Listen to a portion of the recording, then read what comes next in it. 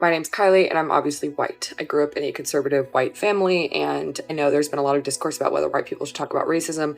And here's my argument for why I think that not only should we, but we have to. A lot of racism in white families occurs behind closed doors. I've been over at friends' parents' places and heard them say some pretty obscene things about people of color, assuming that I am on their side simply because I am white. Obviously, this makes for some awkward conversations when I do call them out, but point being, the depths of the racism and the darkness that seeps in deeply into these families can only, in my opinion, truly be exposed by other white people, because they will never be their full racist selves around anyone who's not white. They like to save face publicly and say that they're not racist, but then again, if you go into their homes and you hear the things they say, that would suggest otherwise. I just encourage you, if you're a white person and you know people like this, please say something. Don't just ignore it for fear of conflict. I am half black. My biological father is African American. I'm gonna break it down for you because I know what you're thinking. This girl is insane. There's no way. She has green eyes, very light skin, and blonde hair. Like, there's no way. Growing up as a kid, I always got, "That's your stepdad, you must be adopted." This video is honestly for educational purposes, to just let you know, like, people can look like me and be mixed. So let me break it down and show you my parents. Alrighty, here is me and my dad. This is my dad, his name is Lance. Here's another photo, it's kind of blurry, but yes, he raised me my entire life from when I came out the womb. Here is another photo of us when I was younger. And this is my mom, so I definitely took after, like, her skin tone, her hair. I'm looking like a weird ass little baby in this pic, but this is my mom, again. Here is her when she was in her teenage years. So yeah, those are my parents. My dad actually had a paternity test after I was born. Not because he thought my mom was cheating, but just to make sure, because I did come out looking super fair, which is absolutely hilarious, honestly. One day somebody asked him, they were like, "How does your baby have blonde hair? That is not your kid."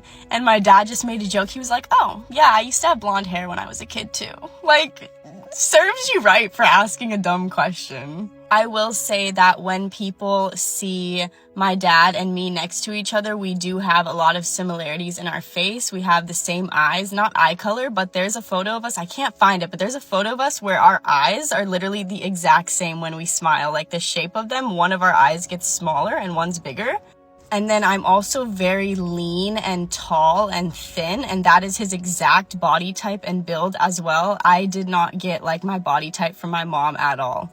So yeah, I just wanted to share this because it's just been something growing up that people just always thought I was lying, and I'm like, why would I lie about that? Like, that's just weird, you know? One thing that I've noticed about being mixed, I'm half black, half white, but I think people who have any part black would probably be able to relate to this. And I know talking about being mixed on this app is not for the weak, but here I go.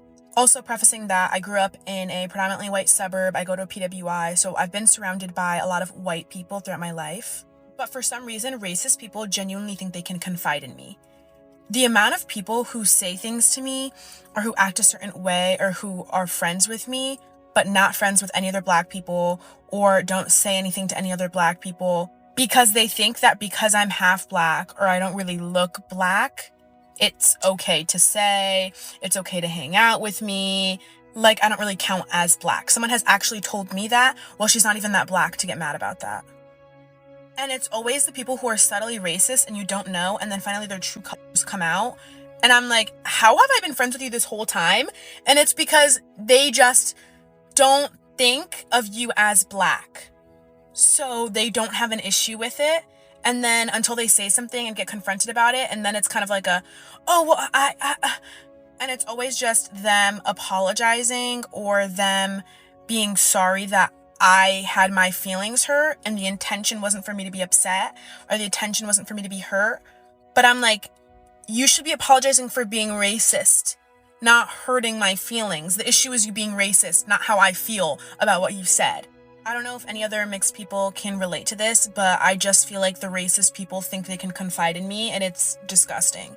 But honestly, I can catch them all. So if you wanted to put your friend up to the test, or you wanted to see if someone was racist, send them my way, because eventually it's going to come out and they think they can confide in me. I recently overheard a student, a young white boy, saying that he's going to do a report on Ruby Bridges because he can relate to her because she was the only black person in her school and he's the only white person in his class. I thought that was a great glimpse into the white perception of how black folks experience racism, and especially in the context of the school I work at, because I work at an alternative school. And so my student there didn't realize that what he was saying had a bigger context to it. The fact that our school's kind of overwhelmed with young black children is because our education system refers them to us because they treat young black children like they're criminals. So even when he was trying to relate, he was still missing the picture entirely. And I feel like the lesson that came from that for me as a parent was the importance of not being neutral and not mincing words and not sugarcoating it, but really being explicit in the things we talk about so that our kids don't walk around with these like well-intended thoughts and beliefs that actually can cause more harm in the long run. I don't think I've ever heard it being talked about, but let's talk about it. I don't think I've heard anyone talk about how hard it is being the only biracial person in your family. So on my mama's side, I'm the only biracial person. I'm the only half black, part black, corner black person there is. So if you know, then you know. And if you don't, then we can talk about it. Anyways, so here recently it's been brought to my attention that one of my family members feels the need that, or feels like they can use the N-word with the hard ER. Mind you, this person is completely 100% Caucasian, white, whatever you want to call it. And it just totally grosses me out. It disgusts me that they feel like they have the ability to reference a black person utilizing the N-word regardless of the situation. I feel like if you're going to call somebody the N-word, you wanted to call them that. You want to refer to all of us like that. And that just disgusts me. It makes me feel so disgusted to be associated with anybody that feels like they can talk like that. And that is why I've chosen not to associate myself with this person. Do I owe them an explanation? No. Because you knew better. You're grown. You knew better. That is so mind-blowing that anyone would feel like they have the ability to utilize this word regardless of the situation. Like, I feel like if you use that word, that's what you wanted to say. That's what you want to reference us as. And that's just gross. And a lot of people will be like, oh, you're half white. I'm black. My birth certificate say I am black. I am proud to be black.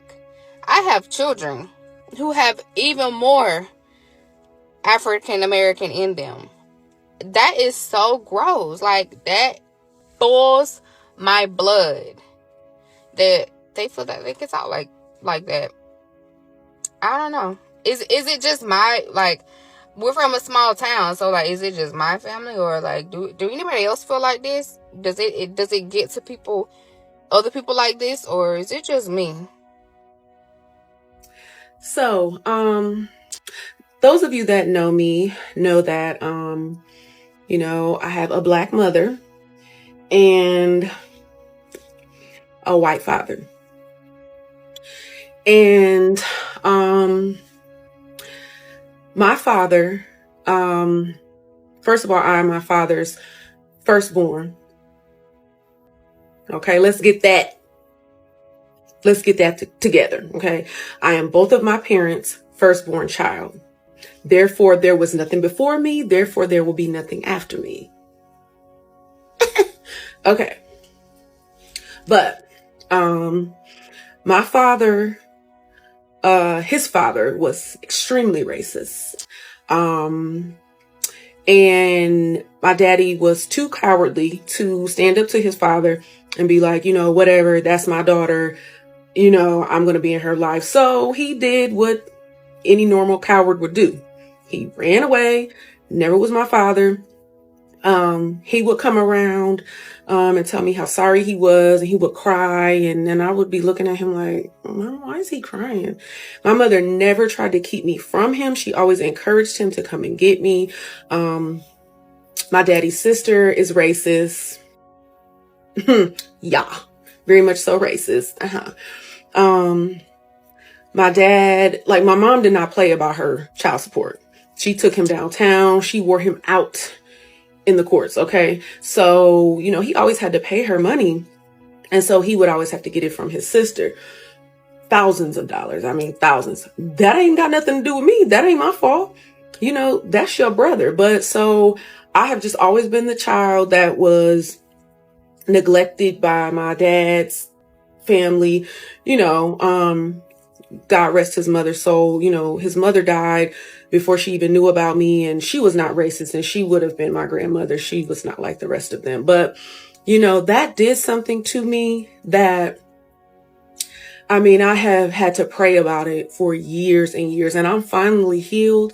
You know, I'm not mad at my daddy or anything like that. I was for years, but I had to pray to get over that hurt, because I was so hurt and just felt so neglected and just like, well, what's wrong with me? You know, but my mother is the reason why I got over that, because she never wanted me to hate him. She always was like, you know, that's still your daddy, you know. So I'm just here to tell you, white men or different color men that are having sex with black women, just know that at the end of the rainbow, one of these comes out. Okay. It's going to be a little squirrel baby. Love your baby. Love that baby. Okay. If you're mixed and you got a white mom, stitch this. Hey bestie. So I also have a white mom, and I just want to say that this video was just very incredibly embarrassing and sad. In the sense that you got on here and the point literally went completely over your head and you were very loud. It's very embarrassing to be loud while not even understanding the assignment. Whether or not you other half-breeds want to digest it and understand it and take accountability for it is the fact that having a white mom is different than having a black mom, socially and psychologically. When people say that mixed kids with black moms are different than mixed kids with white moms, they're talking about the fact that mixed kids with black moms typically tend to not grow up to be coons and colorists. And where do coon and colorist ideologies derive from? These ideologies didn't just come from nowhere. Please, let's use a little bit of critical thinking skills as to where these ideologies come from. Who's teaching these kids these things? I'm so tired of saying it, but there are more racist white moms than y'all want to believe. Being raised by a white mother left me very ignorant, but also anti-black for many years in my life. And that's not something like I say with pride at all. I say it with a lot of shame. Now, I know that because of how I was raised, and because my dad didn't do his job as a black man, being married to a white woman, that I guess it wasn't my fault as a kid, but the more work that I'm doing and the more, I don't know, I stepped away from my mother, the more that I am just sad because I see all these ways that I was just being me. I was just being the black biracial daughter that she had, but she made me shrink myself and made me fit into the spaces she wanted me to fit into so that she was comfortable and so that I made everybody else comfortable.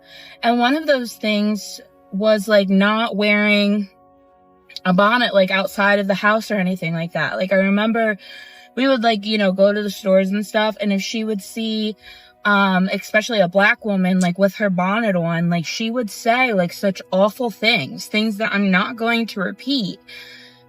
And I remember as a kid never understanding what's the problem with that, what is the problem? But the more that her hate and ignorance was said to me, the more that when I would go out and I would see a black woman or a person of color with a bonnet on, I would think why are you coming out of the house like that? That's not appropriate.